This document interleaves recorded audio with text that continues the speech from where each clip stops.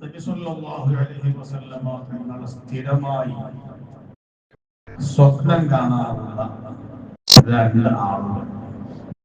രണ്ടാളും ഒരേ കാലക്കാരാണ്. രണ്ടാളും വലിയ മഹാന്മാരാണ്. അതുകൊണ്ടാണ് നബി സല്ലല്ലാഹു അലൈഹി വസല്ലമ തങ്ങൾ അവരിങ്ങനെ ഇടയ്ക്കിടയ്ക്ക് സ്വപ്നം കാണും. രണ്ടാളും കാണും. നബി സല്ലല്ലാഹു അലൈഹി വസല്ലമ തങ്ങളെ സ്വപ്നം കണ്ടാൽ പിറ്റേ ദിവസം അവർ എന്താണ് പറഞ്ഞത്, എന്താണ് കണ്ടത്, എന്താണ് ഉദ്ദേശിച്ചത് എന്നൊക്കെ പരസ്പരം അവർ സംസാരിക്കും. അങ്ങനെ ഒരുപാട് കാലം നബി സല്ലല്ലാഹു അലൈഹി വസല്ലമ തങ്ങൾ അവർ സ്വപ്നം കണ്ടു. പിന്നീട് അതിൽ ഒരാളെ അരികിൽ നബി തങ്ങൾ പിന്നെ വരാതെയായി. വേറെ ഒരാള് സ്ഥിരമായി പിന്നെ കാണുന്നുണ്ട്. ഒരാളിനെ തീരെ കാണുന്നില്ല. അപ്പൊ ഈ കാണൽ നിലച്ചുപോയ ആള് മറ്റേ ആളോട് പറഞ്ഞു, നീ എപ്പോഴെങ്കിലും റസൂലുള്ളാഹി സ്വല്ലല്ലാഹു അലൈഹി വസല്ലമ തങ്ങളെ കാണുമ്പോൾ എന്തുകൊണ്ടാണ് എന്റെ അരികിലേക്ക് വരാത്തത് എന്ന് ചോദിക്കണം. അങ്ങനെ നബി സല്ലല്ലാഹു അലൈഹി വസല്ലമ തങ്ങളോട് അദ്ദേഹം ചോദിച്ചു. കിനാവ് കണ്ടപ്പോൾ, മനാമിൽ കണ്ടപ്പോൾ ചോദിച്ചു.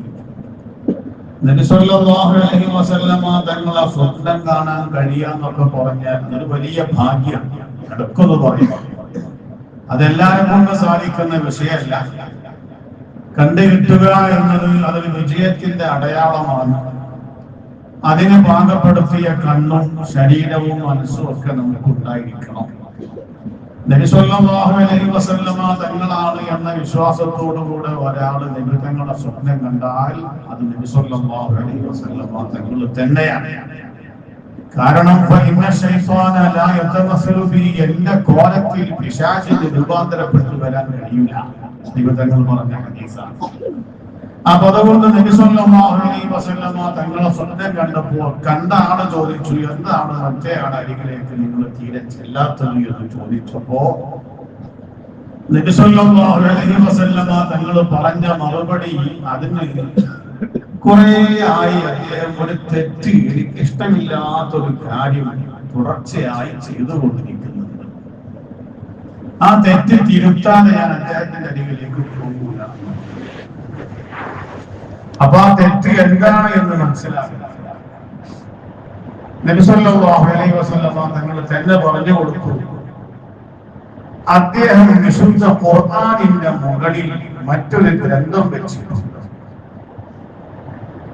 ഖുർആനിന്റെ മുകളിൽ വേറൊരു ഗ്രന്ഥം അദ്ദേഹം അറിഞ്ഞോ അറിയാതെയോ വെച്ചിട്ടുണ്ട്. അത് കുറെ ആയി അങ്ങനെ കിടക്കുന്നു.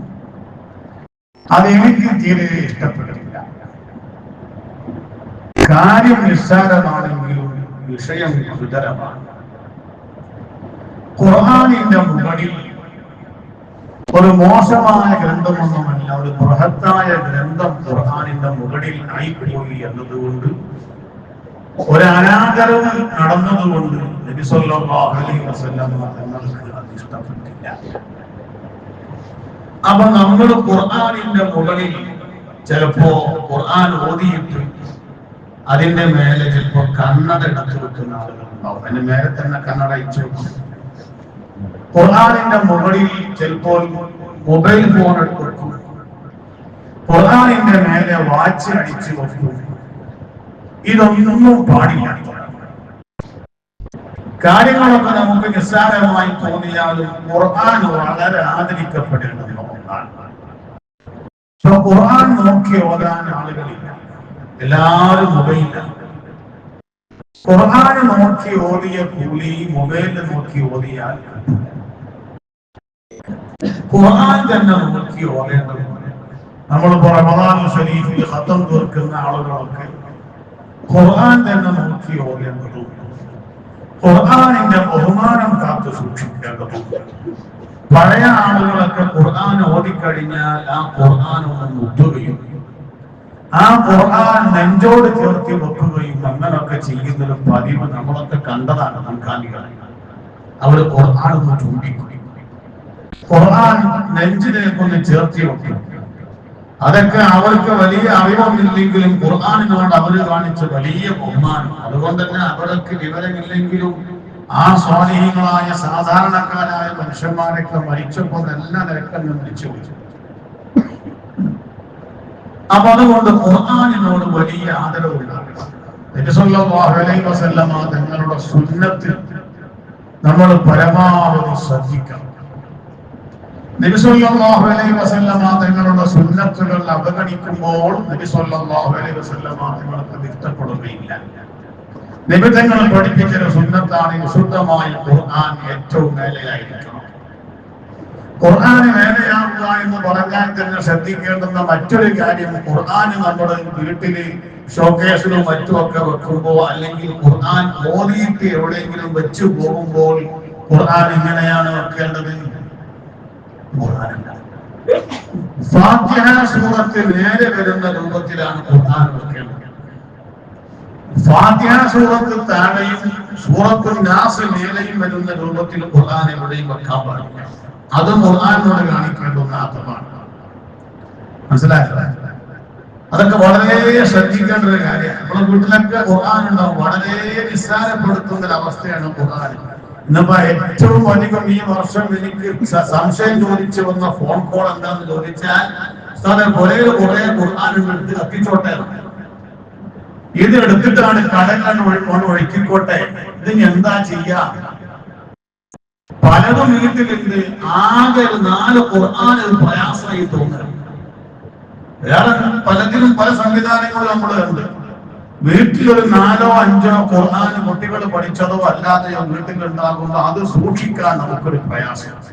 അത് എങ്ങനെയെങ്കിലും പുറേ ഒഴിവാക്കണം, അത് എങ്ങനെയെങ്കിലും കത്തിച്ചു കളയണം. ഇതാണ് ചിന്ത. വളരെ പൊടിയായി പോയി ഉപയോഗിക്കാൻ പറ്റാത്ത നിലക്ക് വളരെ അവസ്ഥ മോശമായ ഖുർആൻ മാത്രമേ കത്തിക്കാൻ പറ്റൂ.